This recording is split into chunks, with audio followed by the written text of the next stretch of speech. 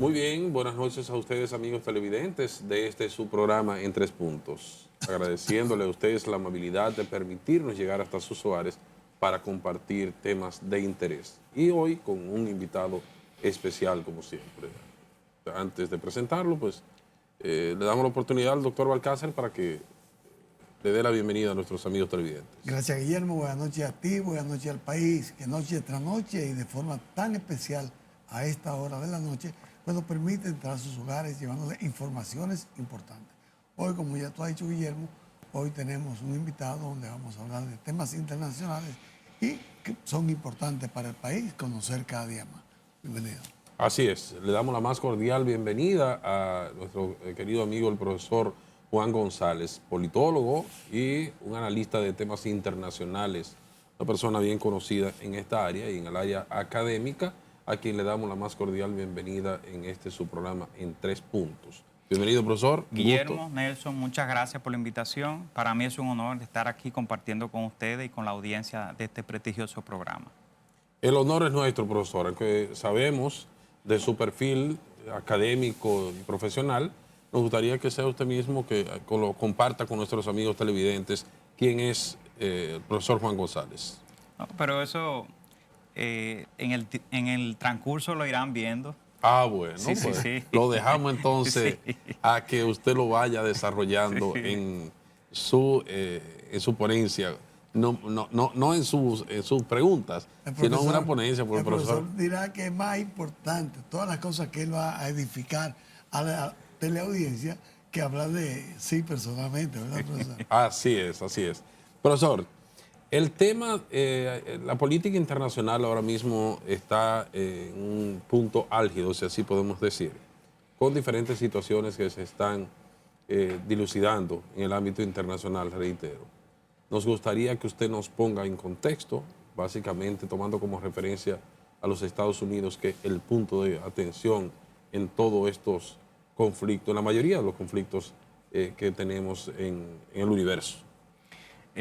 Bueno, este preámbulo que usted hace con respecto a la dinámica internacional, como siempre hemos planteado que hay que ver el contexto actual desde la óptica de la rivalidad entre China y Estados Unidos, porque es lo que está marcando la pauta a nivel global y sobre todo la agenda. Todas estas acciones que lleva a cabo la administración Trump están enmarcadas en esa rivalidad y sobre todo en la lucha de Estados Unidos por frenar el ascenso de China. Esto, bueno, el pasado año hicimos un análisis titulado que la administración Trump intentaba restaurar el orden unipolar. O sea, percibimos eso porque el discurso de toma de posesión y algunas acciones que llevó a cabo el presidente Trump en el proceso de transición evidenciaban que venía con una posición mucho más, vamos a decir, una dinámica mucho más de fuerza para lograr algunos objetivos que se entienden de estratégicos para los Estados Unidos. Entonces, en ese sentido, abordamos ese aspecto. Bueno, el orden unipolar surge tras la caída del muro de Berlín en 1989 y la posterior disolución de la Unión Soviética en el año 1991. Este orden estuvo más o menos vigente, vamos a decir, en el contexto amplio, hasta el año más o menos 2007, que a partir de ese momento comienza un punto de inflexión. ¿Por qué? Bueno, pues se da la crisis subprime en Estados Unidos. Posteriormente, en 2008, Rusia invade Georgia en el conflicto que se genera en Osetia. Y posteriormente se produce la creación del BRICS formalmente con la cumbre del 2009. Esos elementos, estos procesos comenzaron a evidenciar para muchos analistas que el mundo estaba en una transición desde un orden unipolar hacia un orden multipolar. Sin embargo, en los últimos años, lo que hemos observado es que el ascenso acelerado de China en el ámbito económico, tecnológico y militar ha creado una rivalidad amplia entre Estados Unidos y China que se percibe a lo largo y ancho del planeta, desde el Indo-Pacífico, pasando por África, Europa, llegando a América Latina. Lo que observamos es esa rivalidad en ese contexto. Pues la captura de Maduro se produce justamente en el contexto de la rivalidad entre China y Estados Unidos, porque bueno, Venezuela es un país muy estratégico para los intereses de Estados Unidos. Está en América del Sur, pero su costa está en el Caribe.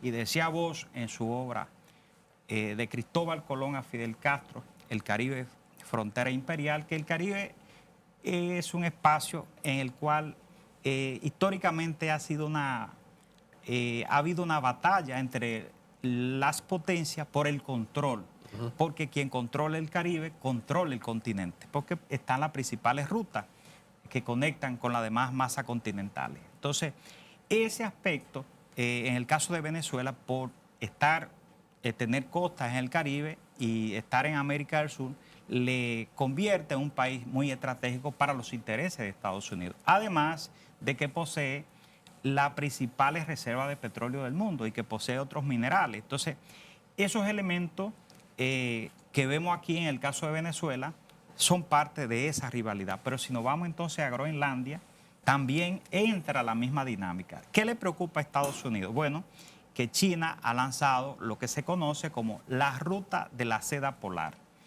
Y en el 2022 realizó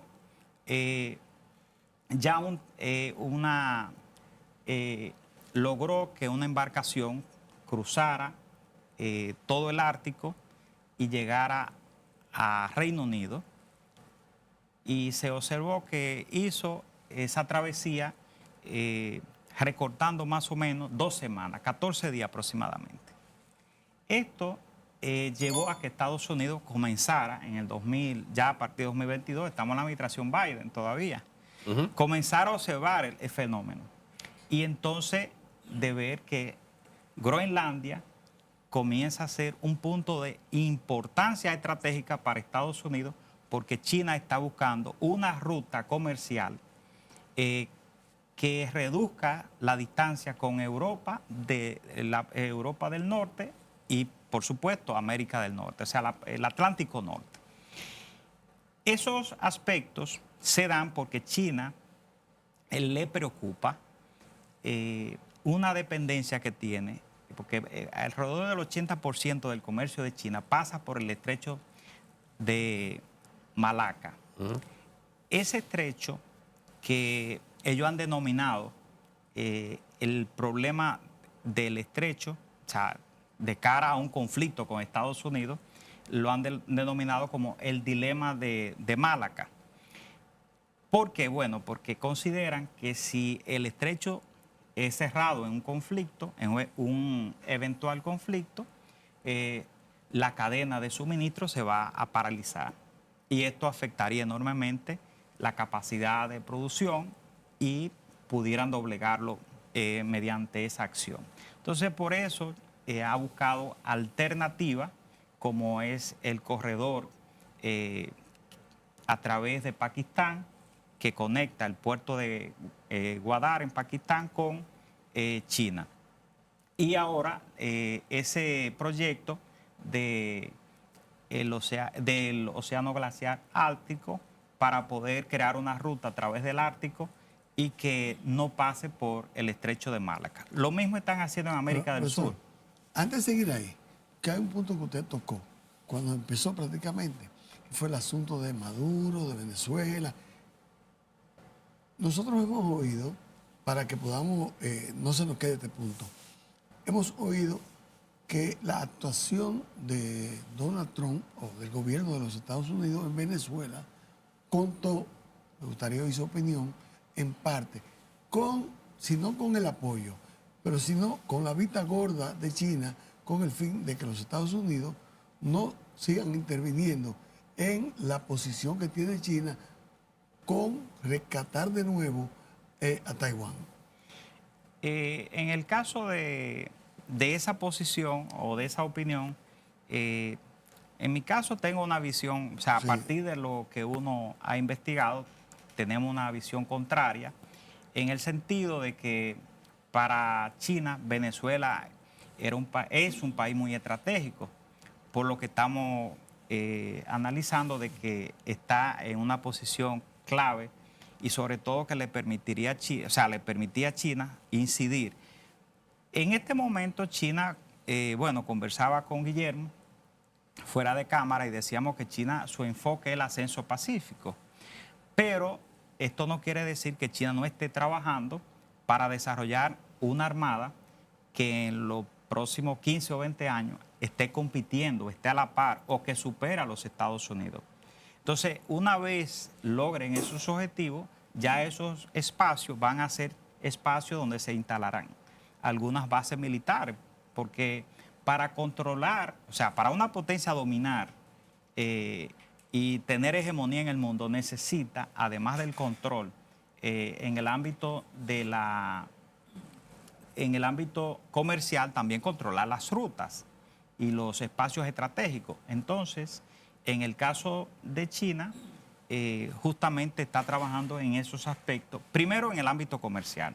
Por eso, en el caso de China, la zona América del Sur, China tiene como principal socio comercial América del Sur. Brasil, por ejemplo, desde 2011, China es el principal socio comercial de Brasil. De igual manera, Perú, Chile, entre otros países de América del Sur, tienen a China como su principal socio comercial. El pasado año, el comercio de China con América Latina y el Caribe está proyectado que concluya cuando se termine ya la contabilidad general de lo que fue el pasado año, que supere más o menos o ronde los 50.000 millones de dólares. Estados Unidos, el comercio con América Latina y el Caribe está más o menos por un billón de dólares. Pero, ¿cuál es la particularidad del comercio de Estados Unidos con América Latina?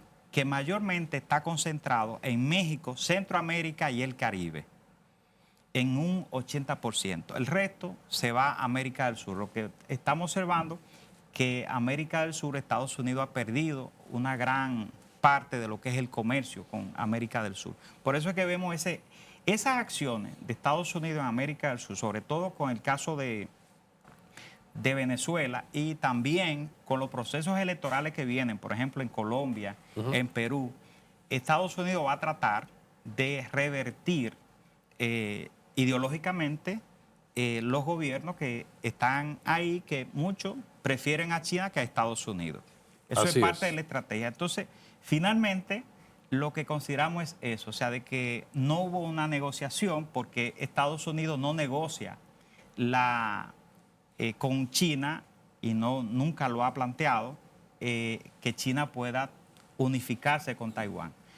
Aunque Estados Unidos siempre ha dicho que apoya la unificación pacífica, pero al mismo tiempo plantea que si China lo hace por la fuerza, tienen el compromiso de defender a Taiwán.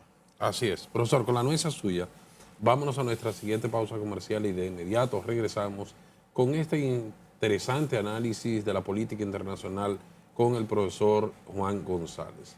Adelante, señor director, y de inmediato regresamos. Muy bien, continuamos en su programa En Tres Puntos con nuestro invitado de hoy, el profesor Juan González, politólogo y analista internacional.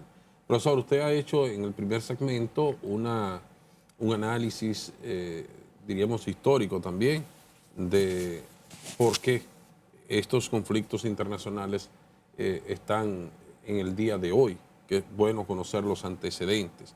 Y usted hacía también un análisis de la influencia a nivel comercial de China respecto a los Estados Unidos, en la región, específicamente en el continente.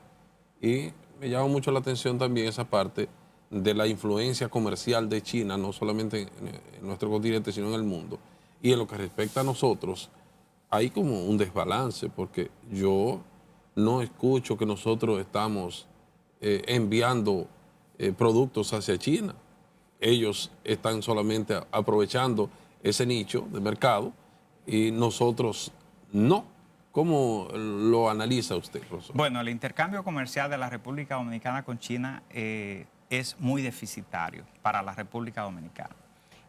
Ronda el 94%. En el 2024 la República Dominicana exportó 326 millones de dólares e importó desde el gigante asiático 5.200 millones de dólares. O sea que hay una diferencia significativa en el intercambio comercial que, como expresé, es muy deficitario para la República Dominicana porque es un 94%. ¿Qué importamos nosotros? ¿O qué exportamos nosotros? No, bueno, importamos una serie de productos, o sea, desde electrodomésticos, piezas de vehículos, o sea, todo esto viene ya de China. Y nosotros... Hasta tienda entera estamos... Sí, sí. ¿Y qué nosotros exportamos? Nosotros exportamos mayormente algunos frutos menores, algunos metales, eso básicamente, o sea, frutos menores y algunos metales. Correcto. En principio se planteó de que quizá el ron, iban a tener mayor, el ron, el tabaco, iban a tener mayor acogida, pero aunque se exportan, no ha sido significativa las exportaciones. También, profesor, que la exportación debe ver y tiene que ver con la cantidad de productos que nosotros tengamos que no que le beneficie, sino que le interesen a China, porque ellos no nos venden a nosotros prácticamente productos alimenticios, sino la mayoría son, ejemplo, hay ciudades aquí, ahora mismo, en República Dominicana, en La Vega, ejemplo, que hay 3 tiendas chinas que son inmensas de tamaño. Aquí también en la Luperón y en muchísimas, en la Duarte, tiendas chinas completamente. Nosotros no estamos en capacidad de hacer eso. Sí, no, ciertamente que China porque China tiene una dinámica y es que en los últimos años ha venido con un proceso que se conoce como deflación, que es una disminución de los precios y ha estado exportando la deflación hacia el exterior. O sea, también algunos medios occidentales le han llamado exceso de producción. Entonces, eso es un factor que afecta la dinámica comercial. China este año, el pasado año 2025, China tuvo un superávit comercial que superó el billón de dólares. O sea, tuvo un récord en el superávit comercial. Lo que evidencia es que China está comprando muy poco, pero vendiendo mucho. Y eso es parte de una política, porque su mercado es un mercado que está muy, vamos a decir, restringido, no está consumiendo en la medida que debería hacerlo. Se han implementado políticas internamente en China para que el mercado pueda aumentar el consumo, pero no está ocurriendo así. En cambio, Estados Unidos es el principal importador del mundo. Profesor, ahí yo veo algo y me gustaría ver también su punto de vista. Y es que China vemos que se está fortaleciendo cada día más en la parte económica, enfocado en el comercio, fortalecerse, reitero, económicamente, mientras que los Estados Unidos como que sigue enfocado en la presión, en la fuerza, obviando la parte económica, comercial, comparado con China. Sí, bueno, Estados Unidos, autores como hace varias décadas, como Peter Drucker, llamaban que Estados Unidos ya era una potencia postindustrial hace más o menos 20 años. ¿Qué ocurre? Más de 20 años, en la década de los 90, a finales de los 90, escribió la obra La sociedad postcapitalista y él plantea ahí en esa obra, Peter Drucker, que Estados Unidos había pasado de ser una potencia industrial a ser una potencia postindustrial, ya genera conocimiento. ¿Qué ocurre? Bueno, que Estados Unidos, gran parte de los ingresos que posee es a través de servicios financieros y servicios tecnológicos y componentes tecnológicos también. Entonces, por ejemplo, esas grandes empresas, como el caso de Nvidia, el caso de IBM, lo que hacen es que brindan servicios y entonces cuando vemos el apartado de intercambio de Estados Unidos en el ámbito de servicios supera a China. China exporta más bienes terminados, pero Estados Unidos supera con creces a China en lo que es los ingresos por servicio. En el ámbito financiero, porque el principal mercado de valor está en Estados Unidos, y de igual manera en el ámbito tecnológico, porque ahí hay un elemento importante. Estados Unidos sigue siendo o sea, sigue liderando la tecnología dura. Algo que todavía China no, o sea, no ha alcanzado, no ha logrado. Aunque a veces se piensa que es distinto, pero no, Estados Unidos sigue liderando la tecnología dura. Pero hay una situación, profesor, que me gustaría también ver su parecer. El gobierno de Trump, ¿cuál es su opinión respecto al manejo que le está dando a sus funciones y la perspectiva hacia los Estados Unidos? Bueno, el gobierno de Trump tiene un enfoque, como hemos visto, unilateralista. O sea, Estados Unidos, por eso planteamos al inicio del tema de la lucha, de que tratan de restaurar o de restablecer un sistema unipolar. Porque en ese enfoque del unilateralismo quieren tomar una serie de decisiones que benefician a Estados Unidos. Y además, por eso el eslogan de campaña, Estados Unidos primero. Y ese enfoque tiene un efecto en Estados Unidos. El establishment está apoyando a Trump. Ahora, la forma como está conduciendo la diplomacia y la política exterior puede generarle un problema grave porque al tener un choque con sus principales aliados, especialmente Europa, Canadá, Japón, esto le va a afectar a mediano y largo plazo. O sea, va a tener un efecto sobre la proyección, porque para poder Estados Unidos proyectar ese poder como una potencia global, necesita de estos aliados. Por ejemplo, los organismos financieros están controlados por Estados Unidos y por sus aliados. O sea, como el caso de Francia, Reino Unido, Alemania, Japón y Canadá, o sea, los países del G7. Entonces, si Estados Unidos rompe con esos aliados, entonces su poder va a mermar, va a disminuir, porque no va a tener la capacidad de proyectar ese poder. Eso es uno de los grandes desafíos.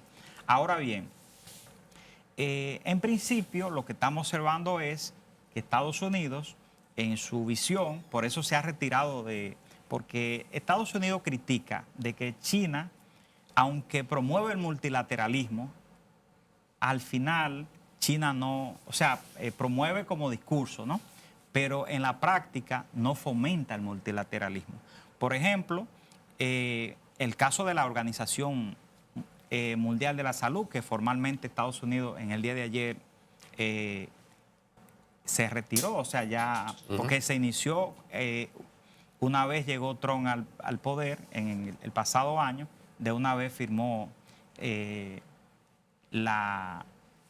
una orden ejecutiva para denunciar el tratado con la Organización Mundial de la Salud. Y esto tiene un efecto sobre la salud en sentido amplio, porque Estados Unidos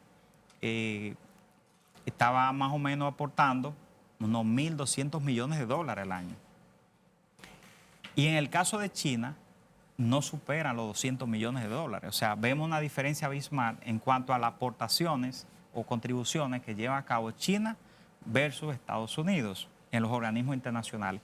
¿Por qué esto? Bueno, porque China se ha enfocado más en proyectos bilaterales. O sea, a través de la iniciativa de la Franja y la Ruta de la Seda. Entonces, Estados Unidos viene con una lógica, por eso dicen algunos expertos que Estados Unidos hoy se está pareciendo más a China y antes el establishment quería que China se pareciera a Estados Unidos. Entonces, aquí lo que estamos observando es un cambio de mentalidad por la dinámica que se ha generado en el mundo. China se ha beneficiado de un sistema multilateral, pero que en la práctica no lo financia. Así es. Profesor, vámonos con la anuencia suya nuevamente a una próxima pausa comercial y de inmediato regresamos con el profesor Juan González, politólogo, analista internacional. Continuamos con nuestro invitado especial, el profesor Juan González, politólogo, analista internacional, con quien estamos dándole una vuelta al mundo, este mundo, valga la redundancia, convulsionado. Balcácer, adelante. Profesor, cuando ahorita yo la interrumpí para que usted nos aclarara los asuntos de Venezuela, usted precisamente estaba hablando de Groenlandia. Tengo entendido que algunos países, creo 4 o 5 europeos, principalmente Francia, que no fue el primero que envió, enviaron tropas a Groenlandia. Me imagino que previendo que los Estados Unidos quizás iba a enviar tropas norteamericanas, pero no sé en qué parte de la constitución de la OTAN figura que los países pertenecientes a Estados aliados no deben disputarse territorios entre ellos o llegar a situaciones que puedan desencadenar un enfrentamiento así. ¿Qué usted nos puede aclarar? Sí, bueno, en el caso de la Carta Fundacional, limita, o sea, no permite o no plantea el hecho de que haya un enfrentamiento entre dos Estados miembros. Claro, se han dado casos, por ejemplo, Turquía y Grecia, que son miembros, tuvieron un conflicto. Pero en el caso actual, lo que observamos fue una movilización de 7 países de Europa, encabezados por Francia y Reino Unido, que son las dos principales potencias, porque son potencias nucleares en Europa, movilizando las tropas hacia la isla. Por ejemplo, Trump preguntaba a qué se debía esa movilización de tropas, porque no tenía claro por qué lo hacían. Sí, eso generó una confusión y un malentendido entre Estados Unidos y los países y las principales potencias de Europa. Esto es un proceso que viene desde el primer mandato de Trump, porque Trump ha pedido, primero, le ha pedido a los países que aumenten el gasto en defensa, porque entiende que Estados Unidos está subsidiando la defensa europea. Estados Unidos tiene más o menos unos 60.000 soldados en Europa y más de 40 bases militares. E incluso en países como Italia, Polonia o Países Bajos, tiene armas nucleares Estados Unidos. Entonces, todo este proceso, en el marco de la OTAN, crea una dinámica que pudiera poner fin a esa organización. ¿Por qué? Bueno, porque Estados Unidos considera que ya no le está siendo útil a sus intereses. Por eso Trump hace mucho énfasis en que la OTAN es una organización que Estados Unidos la financia y que Europa no está haciendo lo necesario para financiar esa organización. Entonces, esos elementos entran en una dinámica. Ahí es que en el primer mandato Trump había pedido a los países de Europa que reenfocaran lo que era aunque la OTAN se creó para contener la expansión de la Unión Soviética hacia Europa Occidental en 1949, lo que Trump y sobre todo Estados Unidos, para ponerlo como una política de Estado, lo que quiere es que esa organización tenga un reenfoque ahora y que mire hacia China. Por eso el enfoque es que la OTAN se centrara en la zona del Indo-Pacífico, algo que Francia rechazó y en reiteradas ocasiones se ha opuesto. Por ejemplo, en el 2023 se iba a abrir una oficina en Japón, una oficina de Japón, de la OTAN en Japón, pero Francia objetó esa oficina y por tal motivo no se abrió. Entonces, ¿por cuáles motivos? Porque Francia lo objetó. O sea, Francia objetó. No, los motivos, ¿qué sería? No, los motivos es que no quieren involucrarse en enfrentamiento o lucha o rivalidades con China. Los países de Europa quieren evitar el conflicto con China porque hay una relación económica y sobre todo comercial muy amplia con China y los países europeos pero Estados Unidos también tiene una relación comercial, inclusive podríamos decir de deudas con China. Sí, existe una interdependencia económica, pero en ese contexto hay una rivalidad mayor. Lo que pasa es que en el caso de Europa ve a China de una manera distinta. O sea, no ve a China como una amenaza como lo ve Estados Unidos. Entonces, por eso los europeos no quieren entrar en esa dinámica de la rivalidad. Y eso puede provocar que la OTAN desaparezca. Porque si Estados Unidos considera que ya esa organización no le aporta estratégicamente algún beneficio, entonces ya hemos visto los organismos internacionales lo que ha ocurrido. Vimos lo que ocurrió con la OSAI. O sea, de que Estados Unidos ha ido desmontando las organizaciones, por ejemplo, esa agencia de cooperación internacional que aportaba más de 40 mil millones de dólares a países en vía de desarrollo, y de igual manera se ha retirado de 66 organizaciones, 31 de ellas de Naciones Unidas.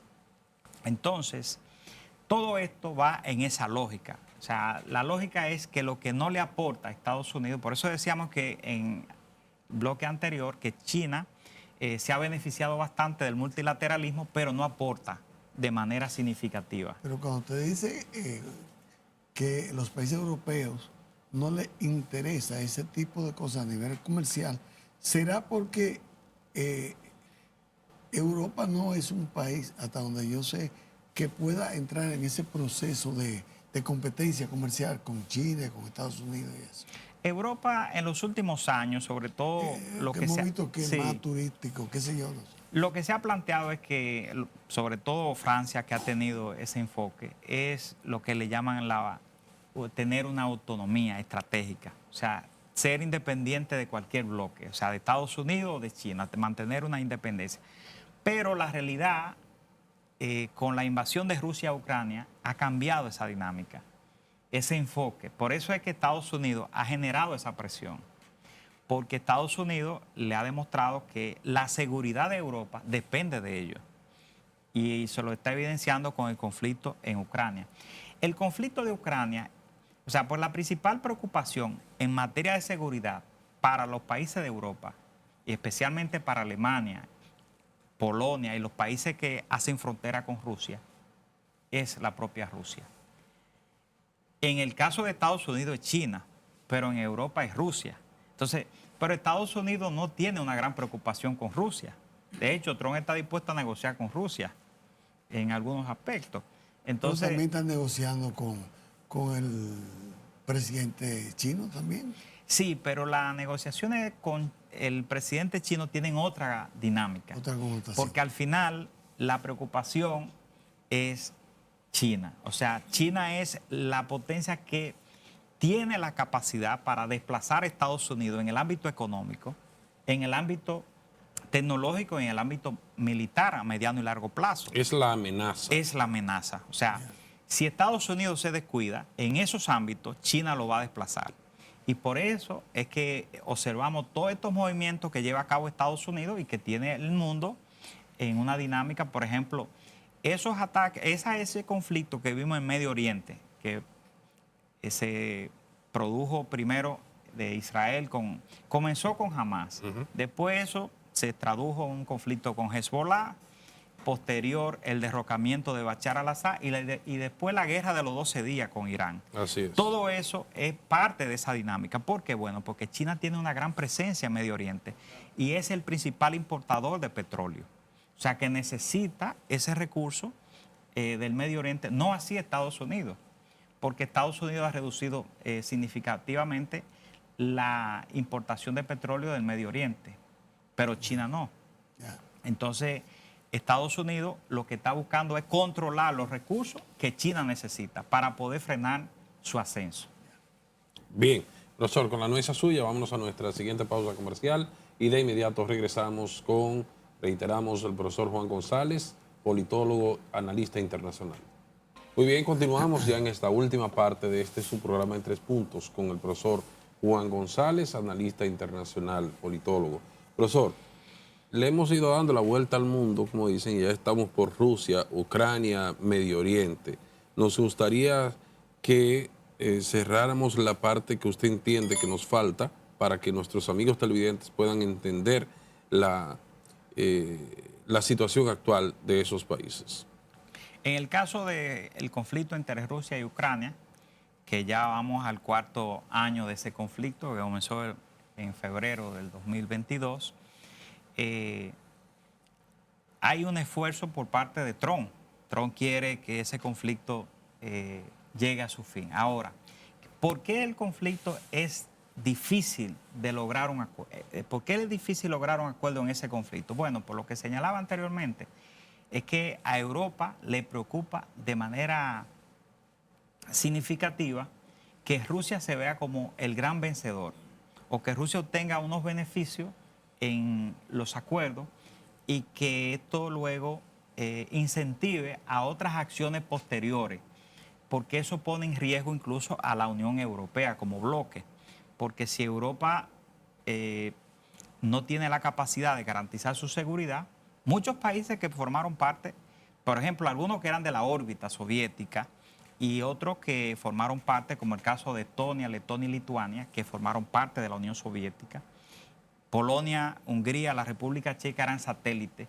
Esos países decidieron integrarse a la Unión Europea en gran medida porque buscaban distanciarse de Rusia en el ámbito económico y también buscando seguridad, porque casi concomitantemente se integran a la OTAN y se integran a la Unión Europea. Actualmente hay 8 países que tienen, tienen candidatura para ingresar a la Unión Europea. Y esos países, como el caso de Ucrania, Moldavia, Georgia, Serbia, entre otros, son países que históricamente Rusia ha tenido influencia sobre ellos. Y eso es lo que está generando el conflicto. Realmente lo que está ocurriendo en Europa del Este es una lucha geopolítica entre la Unión Europea y Rusia. Por eso la dificultad para llegar al acuerdo en Ucrania, por lo que señalaba anteriormente. Entonces, Trump ha hecho un gran esfuerzo, pero el conflicto probablemente no se logre un acuerdo tan rápido como se espera, o como Trump lo esperaba, ¿no? Que pensaba que el pasado año iba a poder poner fin a ese conflicto. No, posiblemente el tiempo sea mucho mayor por los intereses que hay. Este es un conflicto que a Rusia lo ha afectado de una manera significativa y que debemos decir que ha beneficiado a China, porque este conflicto ha debilitado a Rusia y ha obligado a que Rusia se haga dependiente económicamente de China. Pero hay muchos que dicen, profesor, que esto ha debilitado a Rusia por la propia estrategia y el apoyo de los Estados Unidos a Ucrania. Sin lugar a duda. O sea, el hecho de que haya un conflicto que tenga 4 años, pero que es el mayor conflicto en Europa después de la Segunda Guerra Mundial, es un conflicto que tiene un impacto. O sea, Rusia este año, la economía, según las proyecciones, está creciendo. El gobierno ruso dice que es un 1%. En el caso del Fondo Monetario Internacional lo está ubicando en 0,8%. O sea que ya esa economía de guerra que estaba proyectando un crecimiento en 4% ya no se ve. ¿Por qué? Porque ya entró en un cansancio la economía. Y hay unos problemas estructurales que le va a generar este conflicto, que va desde lo demográfico hasta lo económico, porque la población joven es la que está combatiendo. Claro. Además de que muchos jóvenes también se van para que no sean reclutados y lo lleven a la guerra. Profesor, fíjese, hemos estado en Medio Oriente, como dijo Guillermo, toda Europa, pero hay un punto que me gustaría que usted lo enfocara desde su punto de vista, y es el siguiente. ¿Usted cree que si Donald Trump no hubiese tomado la decisión de incursionar en Venezuela, no como una invasión, sino una incursión de menos de 24 horas y coger a Maduro y llevárselo a Estados Unidos? ¿Usted cree que esos cambios que se están dando ahora tan bonitos, que hay cerca de 400, 600 ciudadanos que han sido por lo menos ordenados su libertad, aunque no todos están en la calle, y que por lo menos han estado habiendo cambios de funcionarios importantes en el gobierno? ¿Usted cree que se hubiese logrado eso y usted cree que eso va a llevar a Venezuela a que esta presidenta pueda durar por lo menos un año? Bueno, lo que se está evidenciando, como usted expresa, es que se han ido dando, se observan cambios paulatinos. Bueno, en el día de ayer se anunció el cambio de todos los mandos militares a nivel regional, Entonces, lo que estamos observando es que se están dando se están tomando decisiones que pudieran convencer a la comunidad internacional de que, en el caso de la presidenta encargada o presidenta interina, Delcy Rodríguez, está tomando las medidas que se esperan. Claro, lo que habría que ver es hasta qué punto, porque no hay, esa parte no se ha planteado. O sea, ¿por qué tiempo va a estar Delcy Rodríguez al frente del gobierno venezolano? Porque de lo contrario, o sea, si no se establece una ruta, una hoja de ruta para definir un proceso electoral, pudiera incluso permanecer más de un año. Porque lo que se está evidenciando es que el presidente Trump se ha sentido cómodo con Delcy Rodríguez, además de que su hermano controla la Asamblea Nacional.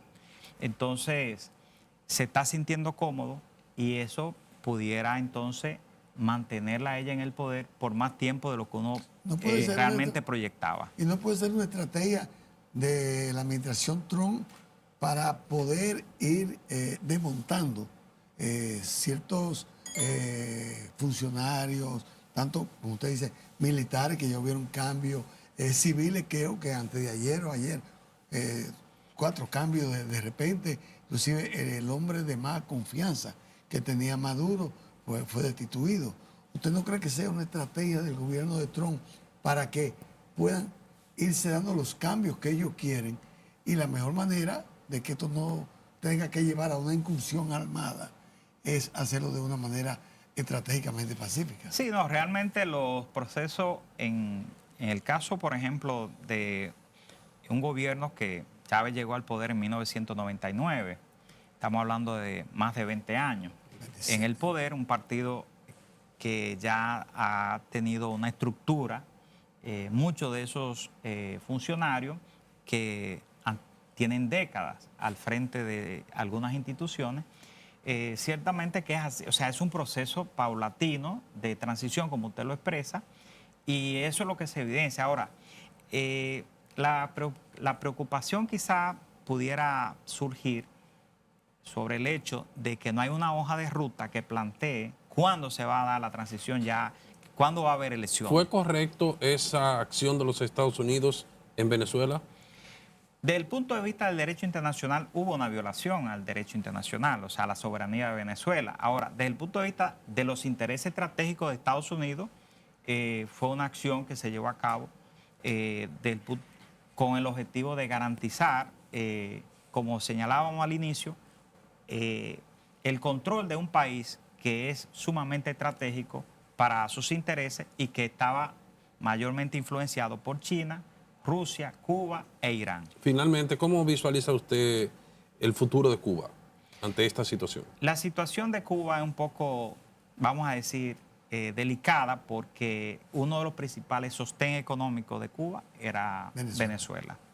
Y ahora Cuba tiene que ajustarse a una dinámica distinta, donde tiene que subsistir bajo un esquema donde su futuro es incierto, lo que pudiera provocar cambios en Cuba también, venir cambios en el ámbito político. ¿Y Haití, finalmente?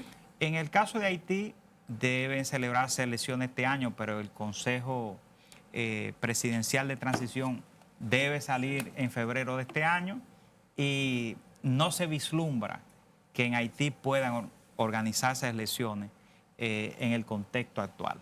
Profesor, el tiempo es el que manda. Agradecido Para mí es un honor de sus cátedras, que no solamente en las aulas universitarias, sino también aquí a nuestros amigos televidentes y a nosotros mismos. Decirle que el programa está abierto para seguir orientando a nuestros amigos televidentes en estos temas de interés de la geopolítica. Guillermo, para mí es un honor estar aquí. Como le dije al inicio, les reitero las gracias por la invitación a usted y a Nelson. Gracias, profesor. Gracias a usted, maestro, y a ustedes, amigos televidentes, también las gracias. Desearle un feliz resto de la noche. Hasta la próxima.